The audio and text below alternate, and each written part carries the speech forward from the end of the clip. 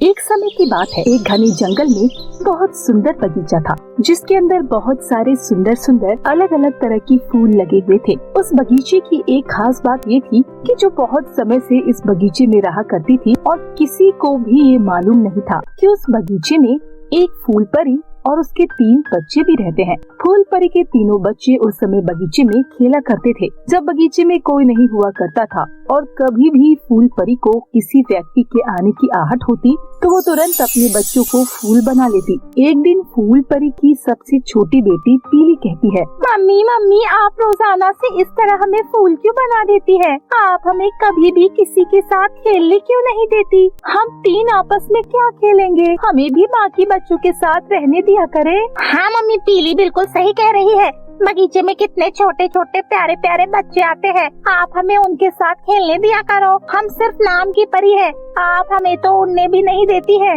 Mummy ये दोनों बिल्कुल सही कह रही है, आप मुझे आसमान में उड़ने दिया करो। कितने सारे पंछी ऊपर उड़ते रहते हैं, मेरा भी मन करता है कि मैं उनकी तरह ऊंची उड़ान भरूं। फूल परी अपनी तीनों बेटियों की शिकायतें सुनकर बहुत ज्यादा परेशान हो जाती है और वो अपनी बेटियों को काला सच नहीं बताना चाहती थी, लेकिन अपनी बेटियों की जिद की वजह से उसे अपनी सौतेली बहन रपंजल परी का सच बताना ही पड़ता है। मेरी प्यारी बेटियों, मेरी मजबूरी है। अगर मेरी सौतेली बहन रूप एंजल परी को पता चल गया कि मैं तुम्हारे साथ इस बगीचे में रह रही हूँ तो बहुत बड़ा अनर्थ हो जाएगा। मेरी सौतेली बहन ने तुम्हारे पिता को मार दिया था, क्योंकि तुम्हारे पिताजी सबसे पहले मेरी बहन को ही रिश्ते के लिए देखने आए थे, लेकिन उनको मैं पसंद आ गई, इसीलिए उन्होंने मुझसे शादी कर ली। लेकिन ये बात मेरी बहन को बिल्कुल भी अच्छी नहीं लगी और फिर उसने तुम्हारे पिताजी को मार दिया और अब वो मुझे और मेरी तीनों बेटियों को मारना चाहती है और इस तरह धरती पर राज करना चाहती है। बस इसी डर की वजह से मैंने तुम्हें उससे छुपा कर यहाँ पर रखा हुआ है। ठीक है मम्मी,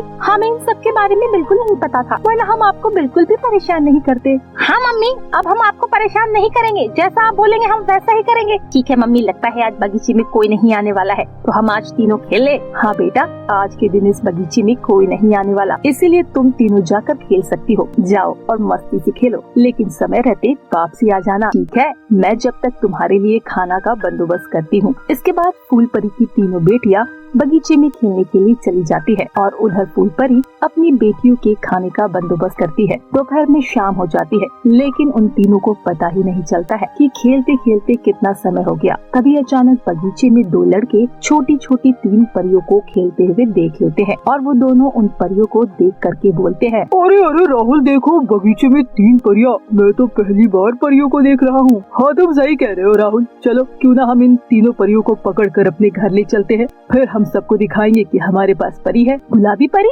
इन दोनों लड़के ने तो हमें देख लिया है, अगर ये हमें अपने साथ पकड़कर ले गए तो ये हमारे साथ क्या करेंगे? पीली परी, तुम बिल्कुल भी चिंता मत करो, हम उनके हाथ में नहीं आएंगे, बस मैं जैसा कह रही हूँ वैसा ही करो। इसके बाद तीनों बहनें एक साथ अपना हाथ पकड़ती है। इसके बाद वो दोनों लड़के उन तीनों परियों को पकड़ने लगते हैं, लेकिन तीनों परियां इन दोनों के हाथ में नहीं आती है और वो दोनों लड़के थक हार कर वहाँ बैठ जाते हैं और फिर वो तीनों बहनें उन दोनों लड़कों को चकमा देकर वापस से जाकर अपने अपने फूलों पर बैठ जाती है। जब उन दोनों लड़कों को आसपास अपनी परियां नजर नहीं आती तो वे दोनों बगीचे से वापस अपने घर चले जाते हैं। ऐसे ही दिन बीत रहे होते हैं कि एक दिन फूल परी के पास एक संदेश आता है। अरे नहीं नहीं, रूप एंजल परी इसी गांव में है। अगर उसे गलती से भी पता चल गया कि मैं और मेरी बेटी यहाँ पर हैं, तो वो सब कुछ बर्बाद कर देगी। मुझे जल्द से जल्द परी लोग जाना ही होगा और अपनी शक्तियाँ बढ़ानी होगी ताकि मैं रूप एंजल परी का सामना कर सकूं। फूल परी अपनी तीनों बेटियों की सुरक्षा के लिए अपने फूल पर ही एक घर बनाती है और अपनी तीनों बेटियों को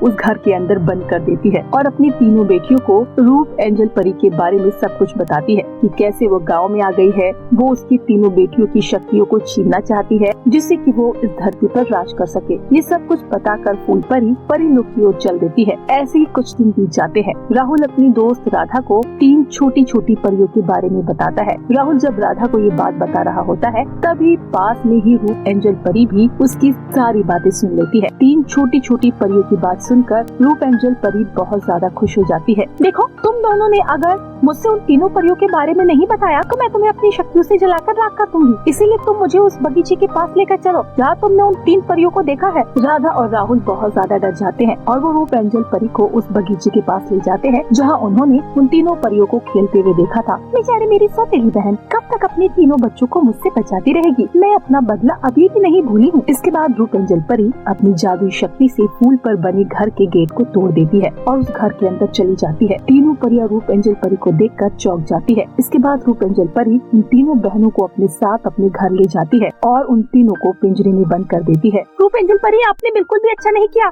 हमारी माँ की शक्ति आपसे ज्यादा है, इसीलिए वो अपने बच्चों को कुछ भी नहीं होने देगी। तुम्हारी माँ को जब यहाँ का पता लगेगा तभी तो वो तुम्हें बचा पाएगी। मैं तुम्हें मारूंगी थोड़ी ना, तुम खुद अपने आप मर जाओगी मुरझाकर। रूप एंजल परी बहुत ही ज्यादा दुष्ट थी। उसे बिल्कुल भी उन तीनों छोटी परियों पर दया नहीं आती है। वो उन तीनों को पानी भी पीने नहीं देती है, जिसकी वजह से वो धीरे धीरे मुरझाने लगती है और उनके शरीर में बिल्कुल भी जान नहीं बचती। जब परी लोग से वापस फूल परी आती है और अपनी तीनों बेटियों को घर में नहीं देखती है तो वो बहुत ज्यादा उदास हो जाती है। इसके बाद फूल परी अपने तीनों बच्चों को ढूंढने के लिए निकल जाती है। फूल परी को अपने तीनों बच्चों को ढूंढने में काफी ज्यादा परेशानी होती है, लेकिन वो अपने बच्चों को ढूंढ निकालती है और जब वो अपने तीनों बच्चों को मुरझाया हुआ देखती है तो उसे बहुत ज्यादा दुख होता है और तभी वो रूप एंजल परी के सामने आकर खड़ी हो जाती है। आओ मेरी प्यारी सौतेली बहन, मुझे तुम्हारा ही इंतजार था। रूप एंजल, मैं तुम्हें छोड़ूंगी नहीं। मुझे बिल्कुल नहीं पता था कि तुम इतना ज्यादा गिर जाओगी कि बच्चों के बारे में भी नहीं सोचोगी। आज तो मैं तेरा सर्वनाश करके ही रहूंगी। ऐसे ही थोड़ी देर बाद लड़ाई चलती है, लेकिन फूल परी की ही जीत होती है और रूप एंजल परी हमेशा हमेशा के लिए खत्म हो जाती है। और फिर वो अपनी तीनों बेटियों को पिंजरे से बाहर निकाल लेती है और तीनों बेटियों को पानी पिलाती है, जिसके बाद वे फिर से पहले की तरह ठीक हो जाती है। जिसके बाद फूल परी अपनी तीनों बेटियों को वापस बगीचे में ले आती है और बोलती है,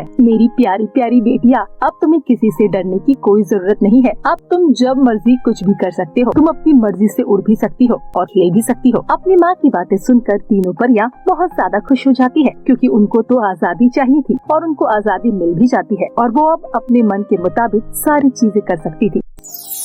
तो मेरे प्यारे दोस्तों, कैसी लगी आपको हमारी ये कहानी? हमें कमेंट करके जरूर बताएं। अगर कहानी अच्छी लगी हो तो वीडियो को लाइक और चैनल को सब्सक्राइब करना ना भूलें। फिर मिलती हूँ आपसे नई और मजेदार इंटरेस्टिंग कहानी के साथ। तब तक के लिए बाय बाय दोस्तों।